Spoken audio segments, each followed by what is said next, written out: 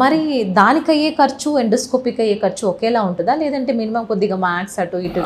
అంటే ఒక కొంచెం ఎక్కువ ఉంటుందండి, అంటే ఎక్విప్మెంట్ కాస్ట్లీ ఉంటుంది. దీనికి మళ్ళీ ఒక దాని ఏమంటారు మానిటర్ కావాలి, దీనికి తర్వాత లోపల యూజ్ చేసే లాంగ్ ఇన్స్ట్రుమెంట్స్ కావాలి, తర్వాత ఒక డ్రిల్, స్పైనల్ డ్రిల్ ఉంటుంది. డ్రిల్ అంటే బోన్స్ని డ్రిల్ చేసే మెషిన్, అవి కూడా లాంగ్ లెంత్లో కావాలి, అన్ని కొంచెం లెంత్ ఎక్కువ ఉండాలి.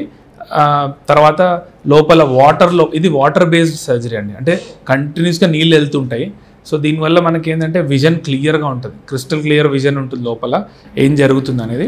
వాటర్ లోపల పనిచేసే ఎక్విప్మెంట్ యూజ్ చేయాలి, అంటే ఇప్పుడు ఏదైనా బ్లీడింగ్ అవుతుంది అక్కడ ఆపడానికి RF అని ఉంటుంది, రేడియో ఫ్రీక్వెన్సీ అబ్లేటర్ అని, అది యూజ్ చేయాల్సి వస్తుంది.